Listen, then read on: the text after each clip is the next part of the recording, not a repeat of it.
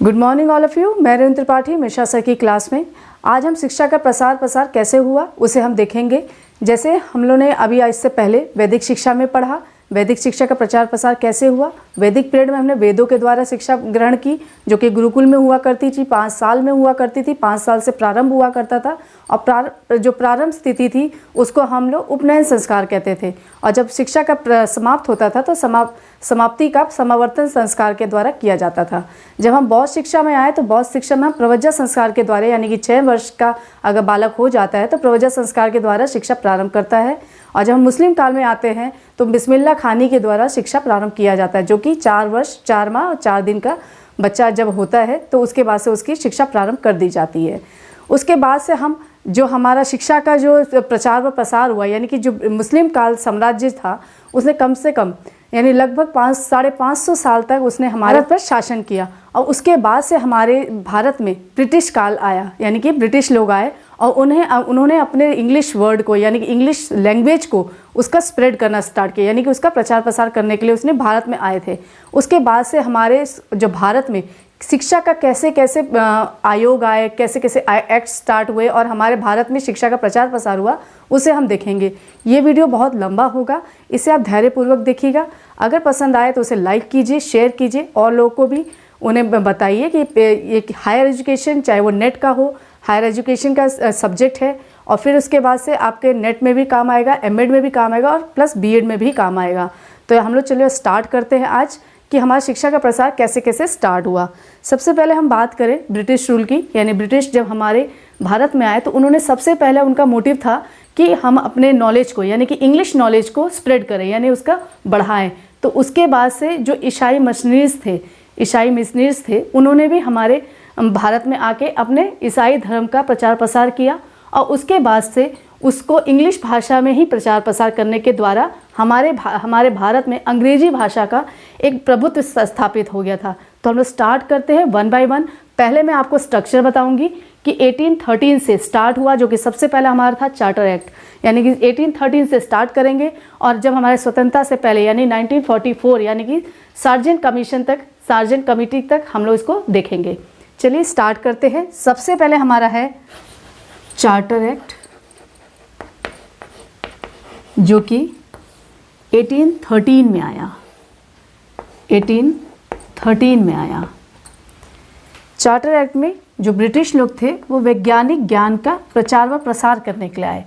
उसके बाद से आपका आता है एल्फिंस्टोन रिपोर्ट। एल्फिंस्टोन रिपोर्ट आपका 1823 में आया। 1823 में आया। उसके बाद इसी 1823 में जनरल कमेटी आई। जनरल कमेटी आई, जो कि 1823 में ही आई। 1823 में आई।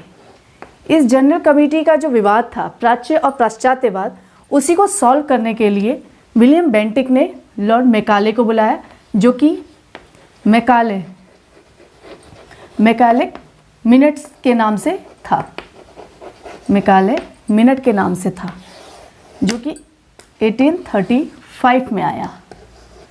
1835 में आया।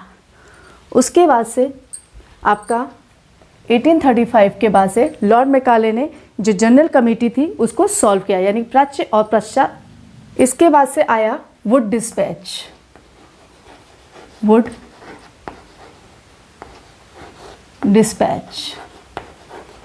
डिस्पैच आपका आया 1854 में। वुड डिस्पैच आया 1854 में। इसके बाद से आपका आया हंटर आयोग। Hunter committee. हंटर कमेटी आपका आया 1882 टू 83।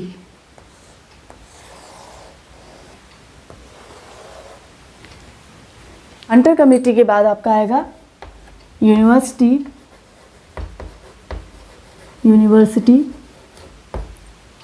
Committee, university commission. 1902 में।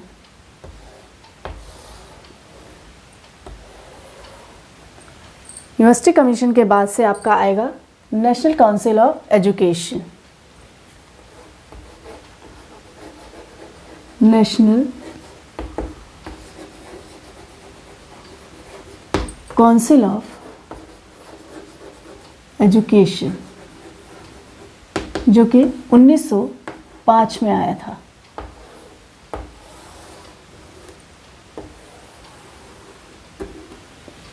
नेशनल काउंसिल ऑफ एजुकेशन के बाद से आपका रिसोल्यूशन ऑफ एजुकेशन पॉलिसी आएगा।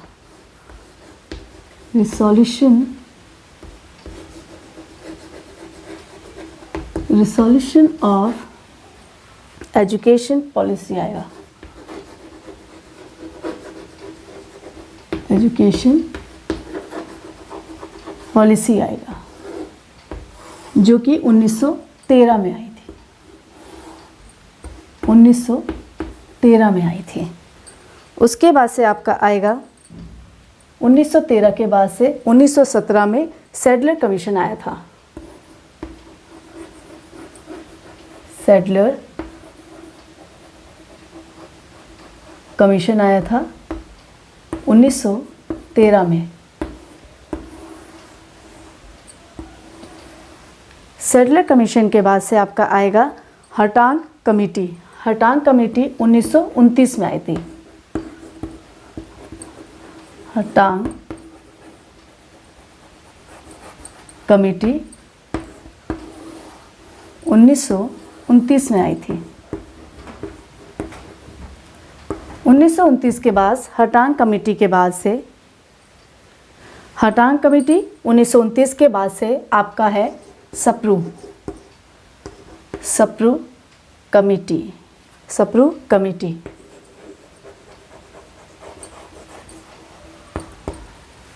सप्रू कमेटी आपका आया 1934 में।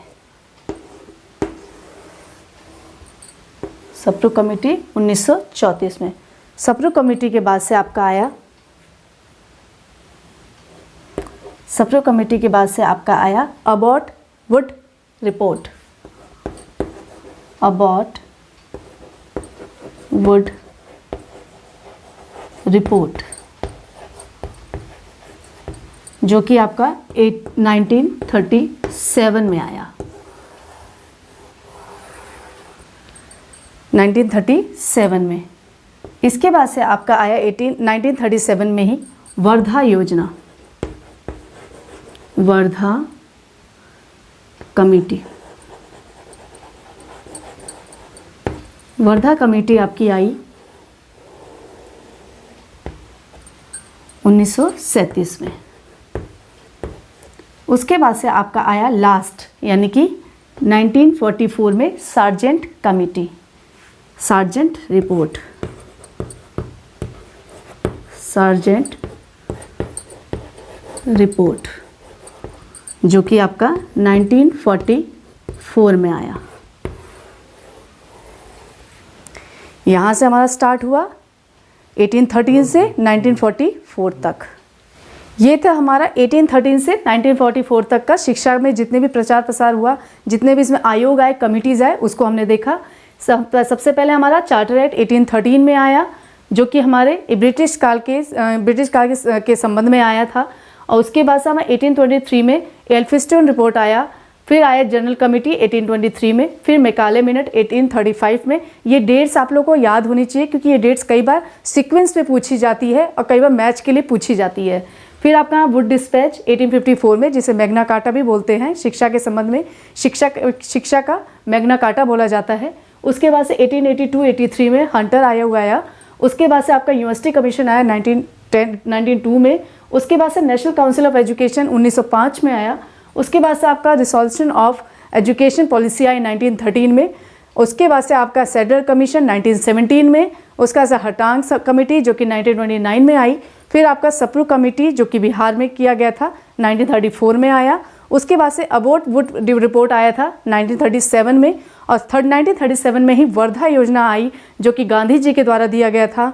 उसके बाद से सार्जेंट रिपोर्ट लास्ट में, हमारे जब भारत जब स्वतंत्र हुआ उससे पहले की ये रिपोर्ट्स हैं। 1944 में लास्ट हमारा आया सार्जेंट रिपोर्ट, जिसे हमें भारत का योजना यानी कि शिक्षा का योजना का विकास भी कहा जाता है। तो ये हमारा एक एक करके हमने ये जो हमारे डेट्स हैं उसे आपको याद होना चाहिए। कई बार पूछ लेता है कि हंटर कमेटी कब आया, तो आपको याद होना चाहिए 1882, 83 में। कभी कभी पूछ लेता है शिक्षा के सापेक्ष में आपको मैग्ना कार्टा यानी कि शिक्षा का मैग्ना कार्टा किसे कहा जाता है, तो वुड डिस्पैच को कहा जाता है। ये भी कई बार क्वेश्चन आता है। 1954 में हार्टांग कमेटी आता है। 1929 में ये क्वेश्चंस कई बार पूछे जाते हैं, चाहे वो नेट का हो, चाहे बीएड का हो, चाहे एमएड का हो, या हायर एजुकेशन का कोई पेपर हो, तो इन सब में ये डेट्स भी पूछे जाते हैं और कई बार इसे मिलाने के लिए भी दिया जाता है डेट वाइज। तो इसे हम देखेंगे एक एक करके, हम लोग देखेंगे। अब हमने ये देख लिया कि 1813 से 1944 तक कौन कौन से आयोग आए, कौन कौन सी कमिटीज़ आई। अब हम इसको एक एक करके डिफाइन करेंगे। सबसे पहले आपका चार्टर एक्ट 1913 का हम लोग चार्टर एक्ट देखेंगे। इसमें सबसे पहले 1 लाख की जो धनराशि थी वो शिक्षा पे व्यय करने के लिए दिया गया था। 1 लाख की जो राशि थी वो शिक्षा पे व्यय करने के लिए दिया। दूसरा, साइंटिफिक नॉलेज को स्प्रेड करने के लिए ब्रिटिश लोगों को कहा गया। साइंटिफिक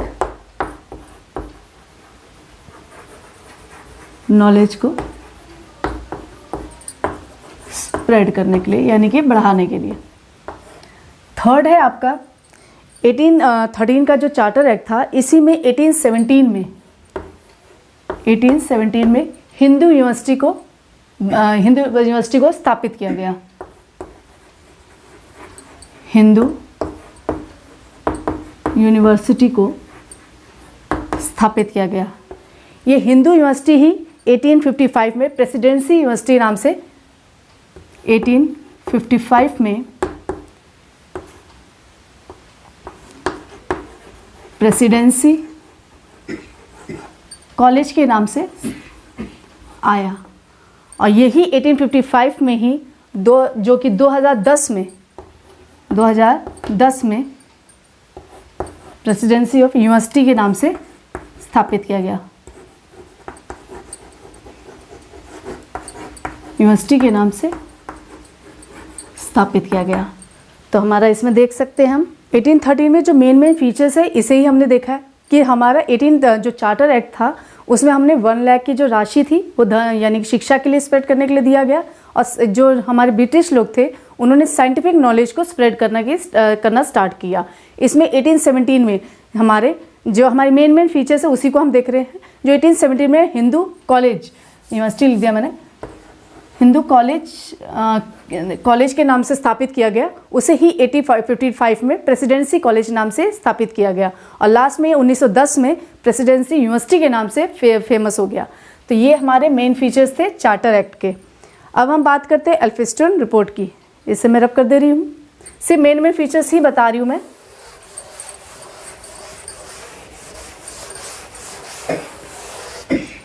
दूसरा हमारा है एल्फिंस्टन रिपोर्ट में सबसे पहले मेन ही फीचर देखेंगे। डिस्ट्रिक्ट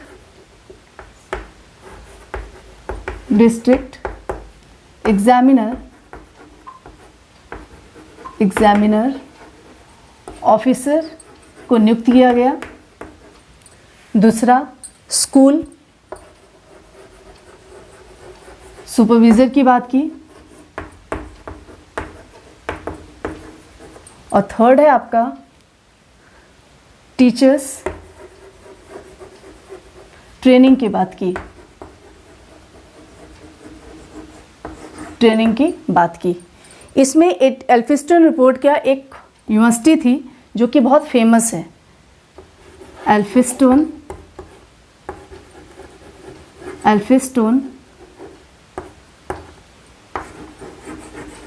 कॉलेज जो कि बॉम्बे में है। सबसे ओल्डेस्ट है। अगर कोई ओल्डेस्ट यूनिवर्सिटी पूछता है तो सबसे ओल्डेस्ट यूनिवर्सिटी एल्फिंस्टन कॉलेज है जो कि बॉम्बे में है। अगर कहा जाए कि सबसे ओल्डेस्ट कॉलेज कौन सा है तो वह एल्फिंस्टन कॉलेज है जो कि बॉम्बे में स्थित है। तो ये थे मेन फीचर एल्फिंस्टन रिपोर्ट 1823 में। सबसे पहले उन्होंने जिला परीक्षा के जो निरीक्षक हैं उनकी नियुक्ति करने की बात की, स्कूल सुपरविज़न की बात की और टीचर्स को ट्रेनिंग देने की, यानी कि पर्यवेक्षक की बात की और सुपरविजर या टीचर्स का जो ट्रेनिंग दिया जाता है उसकी बात की। और जो एल्फिंस्टन कॉलेज है वो सबसे पुराना कॉलेज है बॉम्बे में जो कि है। इसे हमें मेन फीचर्स हमारे एल्फिंस्टन रिपोर्ट के। अब हम बात करते हैं जनरल कमेटी की।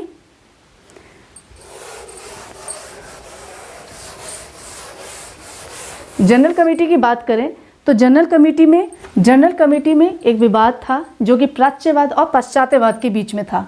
सबसे पहले प्राच्यवाद, जिसे ओरिएंटल भी कहते हैं, और पाश्चात्यवाद का विवाद। ये विवाद ऐसा था जिसमें प्राच्यवाद यानी कि जो ओरिएंटल यानी कि जो भारतीय थे वो अपने साहित्य को महत्व देते थे, जबकि पाश्चात्यवाद यानी कि अंग्रेजी शिक्षा पर सबसे ज़्यादा महत्व देने के लिए बात कर रहा था, जो कि ऐतिहासिक यानी कि जो भारतीय संस्कृति है उसको नकारा जा रहा था और जो अंग्रेजी भाषा है उसे प्रबुद्ध दिया जा रहा था। तो इस विवाद को वो समाप्त होने का नाम नहीं ले रहा था। इसमें इन्होंने सबसे पहला, दूसरा तो ये विवाद था इस जनरल कमेटी में 1923 में। उसके बाद से दूसरा है जो अंग्रेजी भाषा है, अंग्रेजी भाषा को सरकारी दर्जा दे दिया गया था। इंग्लिश को 1937 में कोर्ट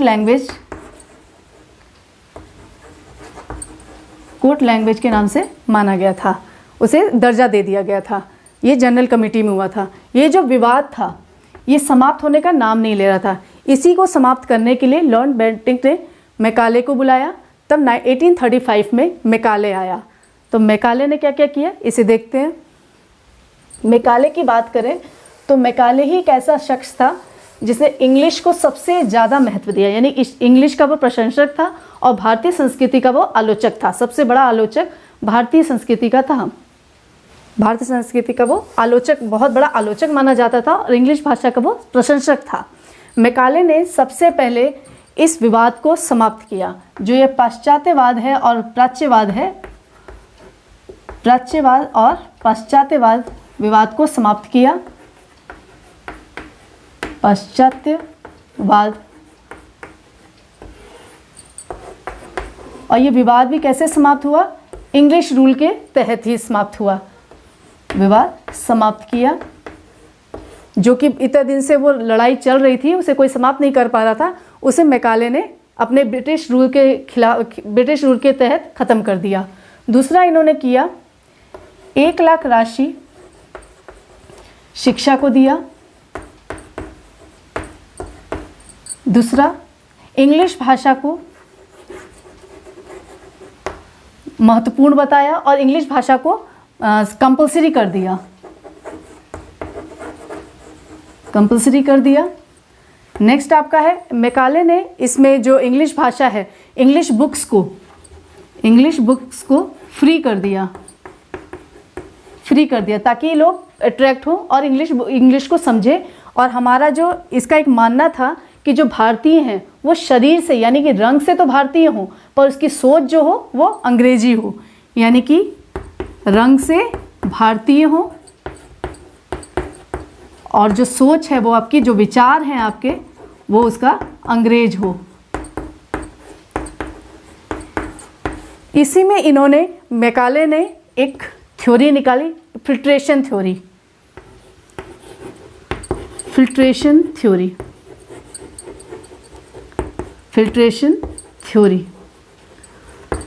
थ्योरी में इसने ऐसा कहा कि जो इंग्लिश भाषा को वो चाहता कि उसका प्रचार प्रसार हो, तो उसने फिल्ट्रेशन थ्योरी में कहा कि उच्च श्रेणी के लोगों को शिक्षा दीजिए जिससे वो निम्न श्रेणी में छनके आ जाए। फिल्ट्रेशन का मतलब होता है छनके आना, निस्पंदन सिद्धांत, इसे हिंदी में बोला जाता है निस्पंदन सिद्धांत।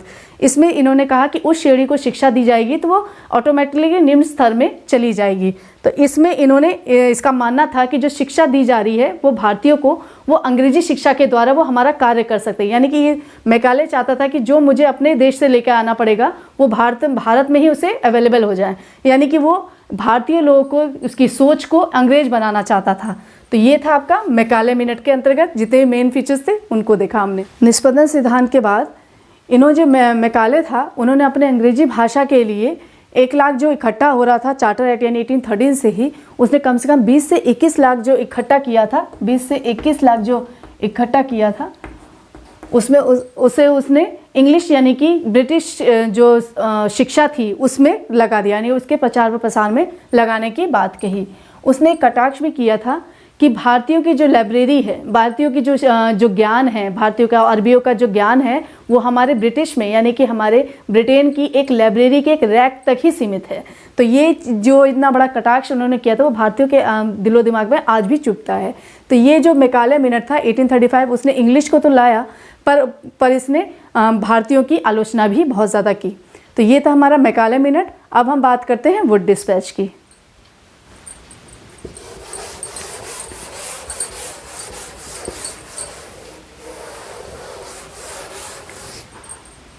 वुड डिस्पैच की बात करें, वुड डिस्पैच की बात करें तो first policy of education, first policy of education नाम से ये जाना जाता है। इसे मैग्ना कार्टा भी कहा जाता है, मैग्ना कार्टा भी कहा जाता है। इसी वुड डिस्पैच में ही वुमेन्स एजुकेशन पे सबसे ज़्यादा फोकस किया गया, वुमेन एजुकेशन पे सबसे ज़्यादा फोकस किया गया। सबसे पहली बार इसमें हर डिस्ट्रिक्ट में एक गवर्नमेंट स्कूल की बात की, यानी कि डिस्ट्रिक्ट में गवर्नमेंट स्कूल की बात की, गवर्नमेंट स्कूल की बात की गई। उसके बाद से वुड डिस्पैच में ही 1857 में 3 यूनिवर्सिटी की स्थापना की गई, बॉम्बे में, मद्रास में और कलकत्ता में। इसके बाद से 1882 में पंजाब यूनिवर्सिटी और 1887 में इलाहाबाद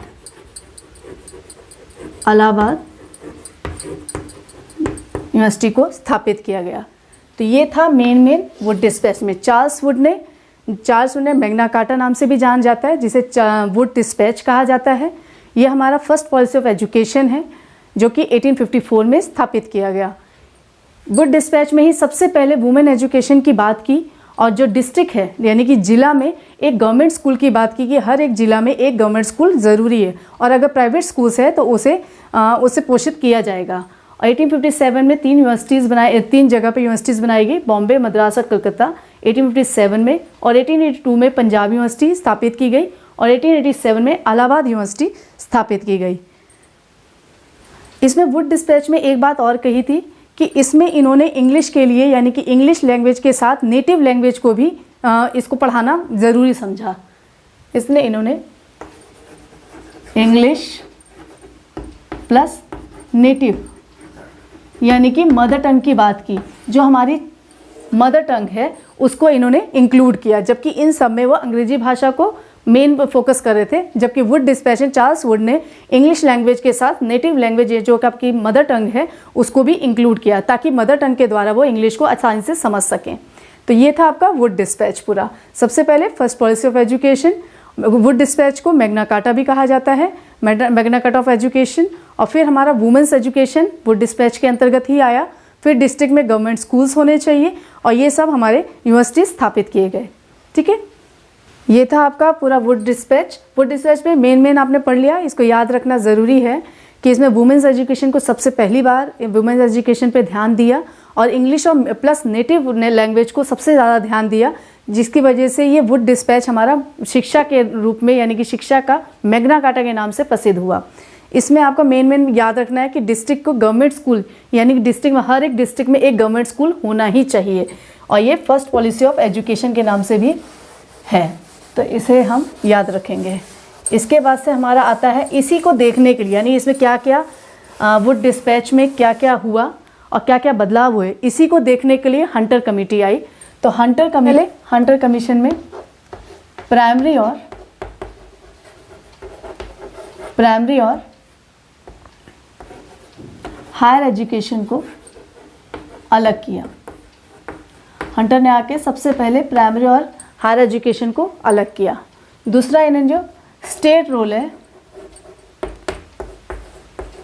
जो एजुकेशन है वो स्टेट रोल का, यानी कि स्टेट का रोल हो गया, जो डिस्ट्रिक्ट के अंतर्गत आ रहा था वो स्टेट का रोल हो गया। उसके बाद से इन्होंने प्राइमरी और हायर एजुकेशन को दो पार्ट्स में बांट दिया, प्राइमरी और हायर को दो भागों में बांटा। सबसे पहले literacy of education and vocational of career, दो बातों में बांटा। थर्ड आपका जो कंट्रोल है, जितना भी शिक्षा का कंट्रोल है वो डिस्ट्रिक्ट और म्यूनसिपल बोर्ड में के नाम कर दिया गया, यानी कि डिस्ट्रिक्ट प्लस म्यूनसिपल बोर्ड के कंट्रोल में कर दिया गया, यानी कि शिक्षा का जितना भी कंट्रोल है वो डिस्ट्रिक्ट का और म्यूनसिपल बोर्ड के अंतर्गत कर दिया गया। और जो हर एक स्टेट का जितना भी रोल है वो हर एक स्टेट अपना अपना शिक्षा का प्रबंध करेगा। प्राइमरी और हायर एजुकेशन दो भागों में बांटा, लिटरेसी ऑफ एजुकेशन और वोकेशन ऑफ करियर। तो ये था आपका हंटर कमेटी। हंटर कमीशन में लिटरेसी ऑफ जो यूनिवर्सिटी है उसको भी इंक्लूड किया, और जो वोकेशनल फॉर करियर की बात की, ठीक है ना, वोकेशनल फॉर करियर की बात की। इसने प्राइमरी और हायर एजुकेशन को अलग किया, दोनों को अलग अलग पढ़ाने की बात करी। स्टेट का रोल दिया गया कि वो स्टेट का कर्तव्य है कि वो शिक्षा के प्रबंध करे, और प्राइमरी और हायर को दो भागों में बांटा, लिटरेसी ऑफ यूनिवर्सिटीज़ और आपका एजुकेशन जो होगा, और दूसरा वोकेशनल फॉर करियर के लिए। थर्ड आपका है डिस्ट्रिक्ट और म्यूनसिपल बोर्ड का जो वो उसके नियंत्रण में रहे। तो ये था हमारा हंटर कमीशन। उसके बाद से हम बात करेंगे यूनिवर्सिटी कमीशन की बात करेंगे। यूनिवर्सिटी कमीशन की। हंटर कमेटी 1882-83 के बाद 1901 में शिमला कॉन्फ्रेंस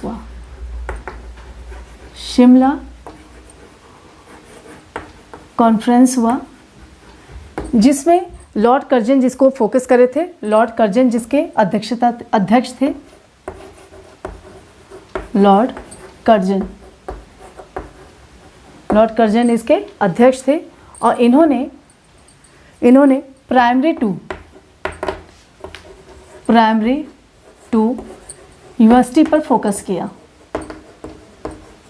यूनिवर्सिटी के शिक्षक पर फोकस किया। थर्ड बात, जो 1900 का जो शिमला कॉन्फ्रेंस था उसमें ईसाई मिशनरीज यानी कि जो क्रिश्चियंस थे और जो ब्रिटिश थे वो इंक्लूड थे, पर इंडियंस जो थे वो इसमें प्रतिनिधि नहीं थे। क्रिश्चियंस थे, ब्रिटिश थे, पर इंडियंस उसमें प्रतिनिधि नहीं थे। उसके बाद से 1901 का जो शिमला कॉन्फ्रेंस था उसमें इन्होंने सबसे ज़्यादा फोकस पूरे जो एजुकेशन थी उसका पूरा कंट्रोल सेंट्रल बोर्ड पे दे दिया, पूरा कंट्रोल सेंट्रल गवर्नमेंट पे दे दिया। एजुकेशन का जो कंट्रोल था वो सेंट्रल गवर्नमेंट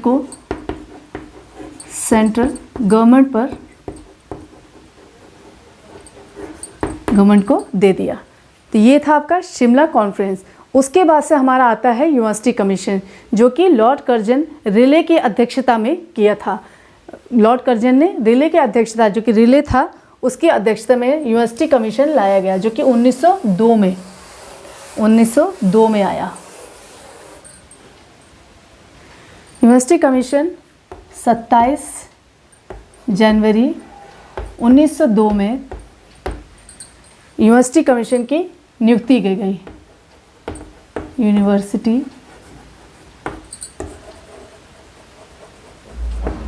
कमीशन की नियुक्ति की गई। इसमें इन्होंने जितने भी यूनिवर्सिटी संबंधी सुधार हैं, कार्य हैं, उस पर विचार किया। सुधार और कार्य पर विचार किया गया।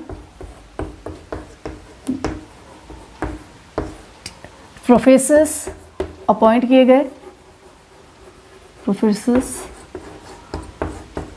किए गए, और नेक्स्ट आपका है जो इसका चेयरमैन था रिले, ये नाम आता है कई बार कि यूनिवर्सिटी कमीशन के किसकी अध्यक्षता के अंतर्गत किया गया था, रिले की अध्यक्षता के अंतर्गत किया गया था, ये इसके अध्यक्ष थे। ठीक है, ये आपका यूनिवर्सिटी ऑफ कमीशन है। यूनिवर्सिटी कमीशन को भारतीय विश्वविद्यालय आयोग के नाम से जाना जाता है, जिसकी नियुक्ति की गई ये 21 मार्च 1904 में ये एक्ट बना। ये डेट याद रखेंगे। और जो मैंने 27 जनवरी बोला है 1902 भारतीय विश्वविद्यालय आयोग, भारतीय विश्वविद्यालय आयोग, इसकी स्थापना की गई। ठीक है, 21 मार्च 1904 को ये एक्ट बना और 27 जनवरी 1902 को भारतीय विश्वविद्यालय आयोग की नियुक्ति की गई।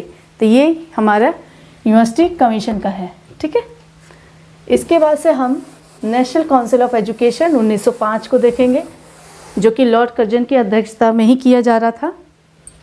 1905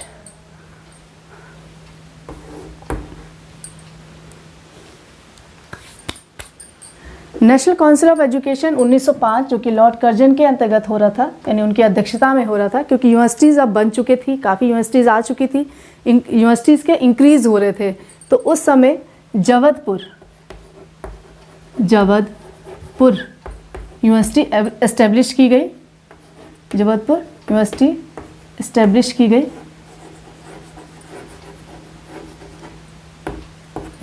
गई। दूसरा आपका रविन्द्रनाथ टैगोर ने शांति निकेतन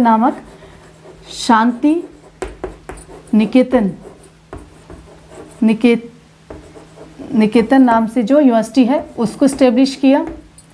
फिर उसके बाद से जो डाउन सोसाइटी है, जो कि मुखर्जी ने डाउन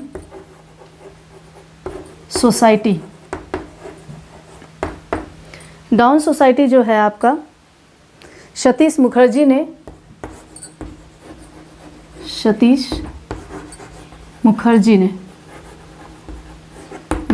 इस्टेब्लिश की। उस समय इतने सारे यूनिवर्सिटीज़ जो हो रहे थे वो इस्टेब्लिश हो रहे थे। इसमें इनके इंक्रीज़ होने की वजह से रिसोल्यूशन यानी कि रिसोल्यूशन ऑफ एजुकेशन पॉलिसी लेके आनी पड़ी, जो कि 1913 में आया। ये जो डाउन सोसाइटी था, सतीश मुखर्जी ने जो इसको इस्टेब्लिश किया, शांति निकेतन, जो कि रविन्द्रनाथ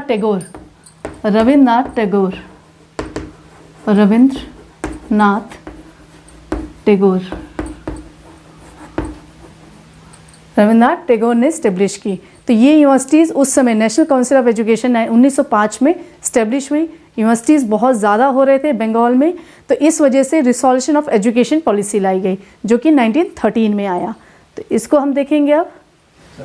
यूनिवर्सिटीज़ इंक्रीज़ होने की वजह से जो ये पॉलिसी आई, रिसोल्यूशन ऑफ एजुकेशन पॉलिसी आई 1913 में, जो कि जिसमें कई सारे यूनिवर्सिटीज़ बने, जैसे मैसूर और मद्रास में, और फिर उसके बाद से आपका आता है हैदराबाद में 1916 में जो यूनिवर्सिटी बनी, इसमें ही रिसोल्यूशन ऑफ एजुकेशन पॉलिसी के अंतर्गत ही आया। इसमें 1913 में एक बहुत बड़ा इंसिडेंट हुआ था, जो कि रविन्द्रनाथ टैगोर को नोबेल पुरस्कार दिया गया था अपनी गीतांजलि जो उन्होंने लिखी थी, उसके उपरांत उनको मिला था नोबेल पुरस्कार। रविन्द्रनाथ टैगोर को नोबेल पुरस्कार मिला था, नोबेल प्राइज मिला था 1913 में गीतांजलि के लिए। ये कई बार क्वेश्चन भी पूछा जाता है गीतांजलि के लिए। उस समय 1916 में कई यूनिवर्सिटीज़ बनी। 5 यूनिवर्सिटीज़ का नाम आता है, इसे आप याद रखेंगे। सबसे पहले SNDT 1916 में, दूसरा है आपका मैसूर प्लस बनारस 1916 में, फिर आपका 1917 में पटना, और फिर आपका है 1918 में हैदराबाद। 1918 में ये सब यूनिवर्सिटीज़, ये जो 5 है, CNDT जो कि महिला कॉलेज है, फिर है मैसूर और बनारस में 1916 में, पटना में 1917 में, और हैदराबाद में 1918 में। कई बार ये क्वेश्चंस पूछे जाते हैं कि ये पांचों कौन कौन सी डेट को बनाए गए हैं, कौन कौन सी यूनिवर्सिटीज़ बनी हैं। तो मैसूर बनारस 1916 में, पटना 1917, हैदराबाद 1918 और SNDT 1916। तो ये है आपका रिसोल्यूशन ऑफ एजुकेशन पॉलिसी, इसके अंदर ये पॉलिसी आई। ठीक है, फिर हम बात करते हैं सैडलर कमीशन की। रिसोल्यूशन ऑफ एजुकेशन पॉलिसी में जो SNDT है वो बॉम्बे में, और जो आपका मैसूर है वो कर्नाटक में, और जो आपका पटना है बिहार में। ये आप लोगों को याद होना चाहिए कौन कौन से स्टेट में है। फिर हैदराबाद है जो आंध्र प्रदेश में, तो ये आपको याद होना चाहिए। उसके बाद से हमारा सैडलर कमीशन आया। सैडलर कमीशन की बात करें तो ये 1917 में आया। तो 1917 के मेन फीचर्स में क्या है, सबसे पहले सैडलर कमीशन जो था, सैडलर कमीशन में जो सैडलर कमीशन को कलकत्ता से भी जाना जाता है, कलकत्ता जाना जाता है, कलकत्ता कमीशन यानी कलकत्ता आयोग नाम से भी जाना जाता है, कलकत्ता आयोग नाम से भी जाना जाता है 1917। तो ये याद रहेंगे क्योंकि सैडलर कमीशन को कई बार पूछा जाता है कि कलकत्ता आयोग कब दिया गया था, कब आया था, तो वो 1917 को। उसमें इसके बाद से इसमें जो डिग्री कॉलेजेस हैं, जो डिग्री कॉलेजेस हैं और जो माध्यमिक शिक्षा है उसको अलग किया गया। जो माध्यमिक शिक्षा है उसको अलग किया गया, इन दोनों को अलग किया गया।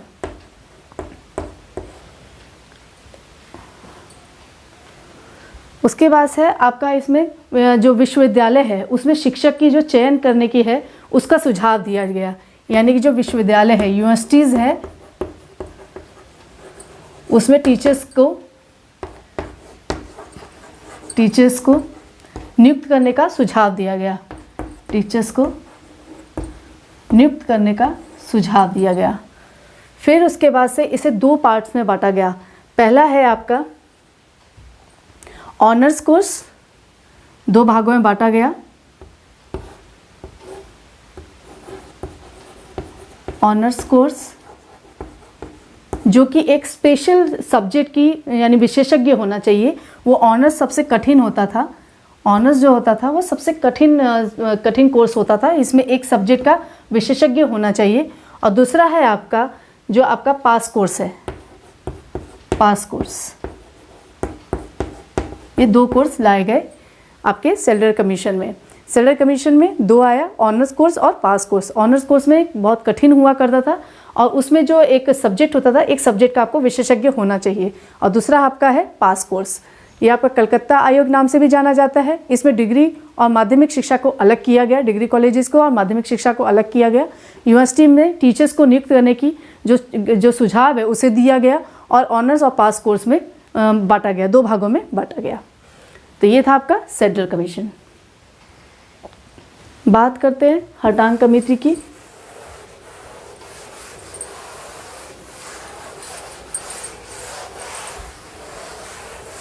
हटांग कमेटी की बात करें, तो हटांग कमेटी में सबसे पहले यूनिवर्सिटी की गुणवत्ता में सुधार करने की बात की, गुणवत्ता में सुधार की बात की। दूसरा, कैब की स्थापना की गई, शिक्षा सलाहकार बोर्ड की बात की गई, की स्थापना की गई। थर्ड है जो प्राइमरी क्लास है उसमें अवरोध और अवधान की बात की गई। पहली बार अवरोध और अवधान की बात की। अवरोध का मतलब है कि बच्चा पढ़ रहा है और बीच में पढ़ाई छोड़ देता है तो अवरोध है, और अवधान का अर्थ होता है कि अगर बच्चा एक ही क्लास में बार बार फेल हो रहा है तो वो अवधान की प्रक्रिया है। ठीक है। उसके बाद से इन्होंने इसमें जो एजुकेशन है यूनिवर्सिटी के एजुकेशन पे सबसे ज़्यादा फोकस किया, ठीक है। ये था आपका हर्टांग कमेटी जो कि यूनिवर्सिटी पर गुणवत्ता के में सुधार की बात की। कैब का पूरा फुल फॉर्म है सेंट्रल एडवाइजरी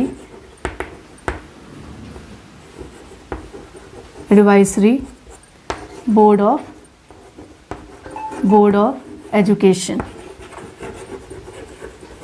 ऑफ एजुकेशन की अनुशंसा की गई और अवरोध और अवधान की सबसे पहली बार बात की गई थी। यूनिवर्सिटी पे सबसे ज़्यादा फोकस था।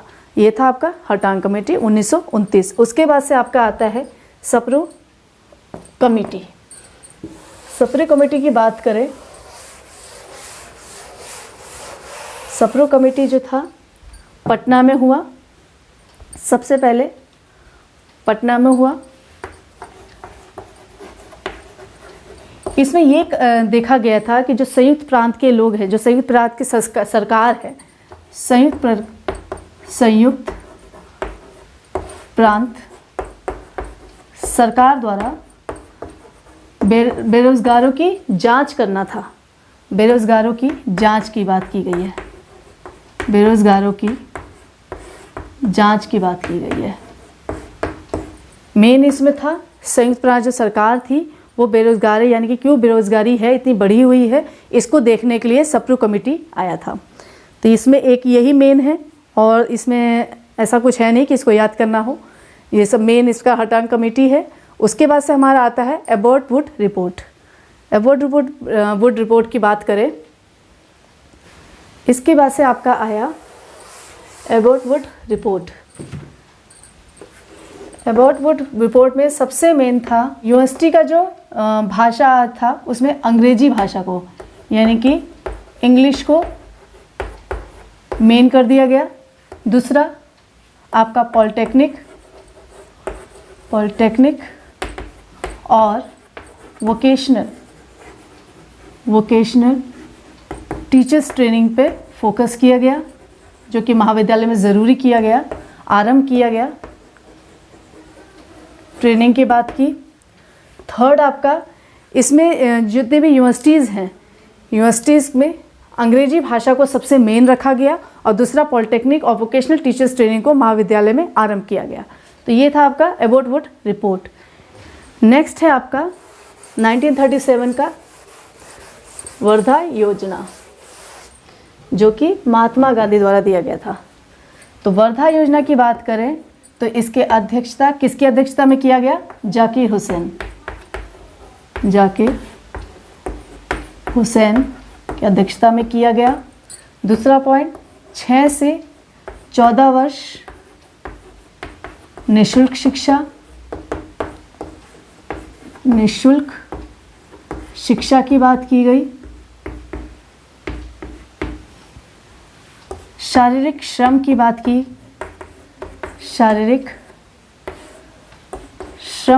की, लर्निंग बाय डूइंग की बात की गई। इसमें सबसे पहले वोकेशनल स्किल्स की बात की गई, और जो कि हमारा शिक्षा संबंधित है, जो कि 86 संविधान संशोधन के अंतर्गत उसको लाया गया। और फिर 86 संविधान संशोधन के अंतर्गत रखा गया, मौलिक अधिकार के अंतर्गत रखा गया। ठीक है, सबसे पहले जाकिर हुसैन की अध्यक्षता में किया गया 6 से 14 वर्ष निःशुल्क शिक्षा। दूसरा शारीरिक श्रम पे सबसे ज़्यादा फोकस किया गया, लर्निंग बाय डूइंग। फिर वोकेशनल स्किल्स यानी कोई एक स्किल ऐसा हो ताकि वो अपना जीवन यापन कर सके। संशोधन के 2003 में 21 के मौलिक अधिकार में रखा गया और नीति निर्देशक तत्व के 45 में भी रखा गया। ठीक है, ये था आपका वर्धा योजना। जाकिर हुसैन की अध्यक्षता में 6 से 14 वर्ष निःशुल्क शिक्षा, जो कि 46वें संविधान के अंतर्गत रखा गया। फिर शारीरिक श्रम पे सबसे ज़्यादा जोर दिया, लर्निंग बाय डूइंग पे सबसे ज़्यादा फोकस किया गया, वोकेशनल स्किल, एक स्किल ऐसा होना चाहिए जिससे वह अपना जीवन यापन कर सके, और 46 संविधान संशोधन 2003 में 21 का और नीति निर्देशक तत्व के 45 में भी रखा गया। ठीक है, ये था आपका वर्धायोजन। लास्ट है आपका सार्जेंट रिपोर्ट। तो सार्जेंट रिपोर्ट देखते हैं। लास्ट हमारा है सार्जेंट रिपोर्ट।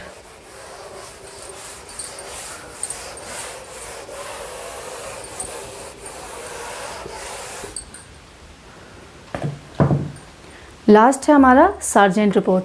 सार्जेंट रिपोर्ट, इसके बाद से ये जितनी भी शिक्षा का जितने भी कमीशंस आए, जितने भी योजना आई, जितने भी रिपोर्ट्स आए, उसके बाद से ये सार्जेंट रिपोर्ट आया। इस सार्जेंट रिपोर्ट को शैक्षिक योजना का विकास के नाम से भी जाना जाता है। शैक्षिक योजना विकास के नाम से भी जाना जाता है। शैक्षिक योजना विकास के नाम से जाना जाता है। चूँकि इस समय पूरे यूनिवर्सिटीज़ और स्कूल्स में बहुत सारी इंक्रीज़ हो गया था, बहुत सारा इंक्रीज़ होने की वजह से शिक्षा का प्रचार व प्रसार बहुत ज़्यादा होने लगा था। और हमारा 1944 यानी कि हमारी स्वतंत्रता से पहले ही शिक्षा में बहुत सारा बदलाव आ चुका था। और हमारे वुमेंस एजुकेशन पे, हमारे माध्यमिक शिक्षा पे, चाहे हमारी यूनिवर्सिटी पे, हायर एजुकेशन पे सबसे ज़्यादा फोकस किया गया था। इसलिए सार्जेंट रिपोर्ट आने के बाद हमारा जो यूनिवर्सिटी है यानी कि जो हायर एजुकेशन है उस पर फोकस करने के बाद की वजह से प्राइमरी और जो माध्यमिक शिक्षा है उस पर ज़्यादा फोकस नहीं किया गया था। तो ये था हमारा पूरा आयोग। हमने पढ़ा चार्टर एक्ट 1813 का, जिसमें 1 लाख की बात की गई है, 1 लाख की बात की गई है। और हमारा चार्टर एक्ट में उसमें इंग्लिश यानी कि इंग्लिश लैंग्वेज का प्रचार व प्रसार करने की बात की है। एल्फिंस्टोन रिपोर्ट आया जो कि 1823 में आया। उसके बाद से हमारा जनरल कमेटी आया जिसमें हमारा प्राच्य और पाश्चात्यवाद का जो विवाद था उसे ख़त्म करने के लिए मैकाले मिनट आया जो कि 1835 में आया। ये क्वेश्चन कई बार आता है। और इसके बाद से मैकाले ने इंग्लिश जो हमारा सब्जेक्ट है उसको उसने कोर्ट लैंग्वेज बना दिया, यानी कि ऑफिशियल लैंग्वेज में हमें इसे स्थापित कर दिया। उसके बाद से वुड डिस्पैच चार्ल्स वुड आया जिसे हमें मैग्ना कार्टा यानी कि शिक्षा का मैग्ना कार्टा भी कहा जाता है। और ये सबसे पहला शिक्षा में उन्नति करने का एक माध्यम था वुड डिस्पैच 1854 में, जिसे हमें मैग्ना कार्टा के नाम से भी जाना जाता है। उसके बाद से आया हंटर कमीशन 1882-83 में आया। उसके बाद से हमारा यूनिवर्सिटी कमीशन आया 1902 में। 1902 से पहले हमारा शिमला अधिवेशन 1901 में हुआ था। उसके बाद से हमारा यूनिवर्सिटी कमीशन के बाद से हमारा नेशनल काउंसिल ऑफ एजुकेशन 1905 में आया जो कि लॉर्ड कर्जन के अंतर्गत आया, लॉर्ड कर्जन की अध्यक्षता में आया। उसके बाद से जो यूनिवर्सिटीज़ इंक्रीज़ हो रही थी, इतनी सारी यूनिवर्सिटीज़ बन रही थी, उसी की वजह से ये रिसोल्यूशन ऑफ एजुकेशन पॉलिसी आई जो कि 1913 में आई। 1913 में रविन्द्रनाथ टैगोर को नोबेल पुरस्कार मिला जो कि गीतांजलि की बुक के लिए मिला था। उसके बाद से हमारा आता है सेडलर कमीशन 1913 में। उसके बाद से हमारा हटांग कमेटी आता है 1929 में। फिर आता है सप्रू कमेटी जो कि पटना में हुई थी। उसके बाद से हमारा एबॉट वुड रिपोर्ट आता है जो कि 1937 में हुई थी। और उसके बाद से 1937 में ही वर्धा योजना हुआ था जिसमें निःशुल्क शिक्षा की बात की और बेसिक एजुकेशन की बात की कि बच्चों को वोकेशनल स्किल्स भी दी जाए ताकि बच्चे अपना जीवन यापन करने में सक्षम हो सके। उसके बाद से हमारा 1944 में सार्जेंट रिपोर्ट आया जिसे हमें शैक्षिक योजना विकास के नाम से जाना जाता है। तो ये था हमारा पूरा हायर एजुकेशन। ये आपका हायर एजुकेशन आपके बीएड में, आपके एमएड में, आपके हायर एजुकेशन में या चाहे आपके नेट में सभी में काम आएगा। अगर आपको मेरा प्रयास सबसे अच्छा लगा हो तो आप इसे कमेंट कीजिए, शेयर कीजिए और अगर कोई त्रुटि हो तो उसमें हमें सुझाव भी दें। तब तक के लिए धन्यवाद।